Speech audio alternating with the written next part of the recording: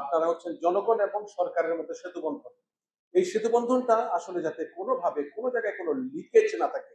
আগামী আমরা একটা নির্বাচনের মুখোমুখি। আগামী নির্বাচনকে সামনে রেখে বাংলাদেশ 5ই আগস্টের পরে যে ইনফরমেশন ক্যাম্পেইনটা হয়েছে, স্বরাষ্ট্র মন্ত্রণালয়ের ওয়েবসাইট হ্যাক আপনার মধ্যে দেখেছেন যে একদল লোক কিন্তু বসে আছে এই সরকারকে একটা বিব্রতকর পরিস্থিতিতে ফেলার জন্য।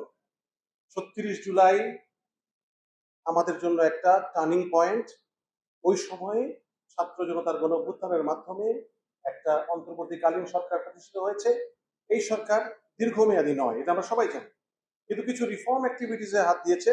এই রিফর্ম অ্যাক্টিভিটি গুলো তাদের সহ্য হচ্ছে না, কারণ তারা এত খারাপ কাজ করে গেছে যে কাজগুলোকে কমব্যাট করার জন্য এই সরকারকে সরাসরি তারা প্রতিপক্ষ মনে করছে এবং প্রতিনিয়ত ক্রস বর্ডার যে সমস্ত কথাগুলো আসছে, misinformation, disinformation, hate speech, anti-communal harmony activities, all these things.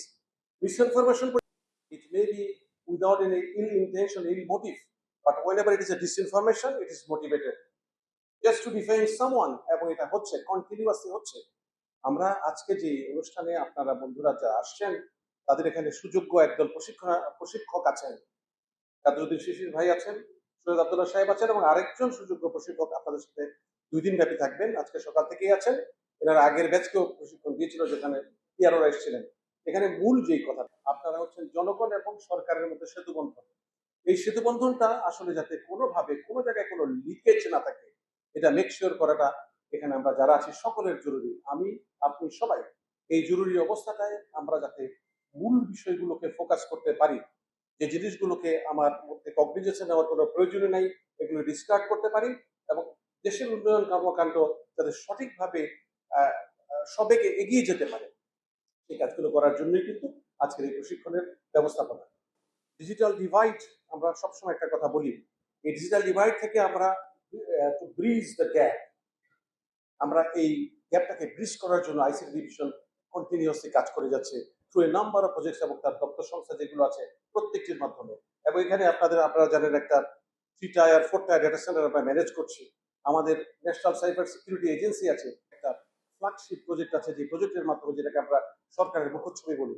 এতগুলো কাজ করছি, কিন্তু এই কাজগুলো স্টিয়ার প্রপারলি হয় না যখন এই ইম্পেডিমেন্টস গুলো সামনের দিকে আসে, আমাদেরকে থামিয়ে দেয়। সুতরাং এই অবস্থা থেকে পরিত্রাণ পাওয়ার জন্যই আমাদের সবাইকে কিন্তু সজাগ থাকতে হবে এবং এই সজাগ থাকার জন্যই কিন্তু আজকে আমাদের এই ব্যবস্থাপনা। এখানে খুব সুন্দরভাবে বিভিন্ন, অর্থাৎ আপনারা স্থানীয় নিজ নিজ পরিসরে আপনারা সরকারের প্রতিনিধি, ইনফরমেশন ইনফরমেশন অ্যাম্বাসেডর। তো সেক্ষেত্রে ধরুন ভ্রাম্যমাণ চলচ্চিত্র প্রদর্শনের দায়িত্ব আছে আপনাদের, সেমিনার, মহিলা সমাবেশ, আলোচনা সমাবেশ করা, কমিউনিটি বৈঠক, উঠান বৈঠক, তারপর বিভিন্ন কিশোর মেলা, শিশু মেলা, নারী মেলা, তারপর বিভিন্ন ম্যাগাজিন করা, তারপর জনমত প্রতিষ্ঠার জন্য বিভিন্ন ধরনের প্রতিবেদন তৈরি করা, পোস্টার, লিফলেট, প্রচারপত্র করা, প্রশিক্ষণ এবং বিনিময় করা, সংবাদ বিজ্ঞপ্তি প্রস্তুত করা, স্থানীয় বিভিন্ন বিভাগ বা প্রেস এবং সাংবাদিকদের সাথে প্রচার করা।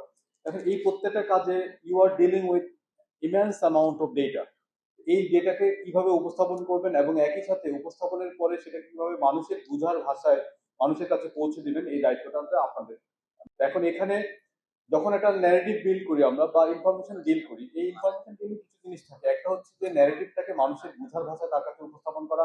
দ্বিতীয় বিষয়টা হচ্ছে যে যে সেখানে কিছু তথ্য, পরিসংখ্যান, উপাত্ত প্রদান করা যাতে মানুষ এই ডেটাটাকে ক্রেডিবল হিসাবে নেয়।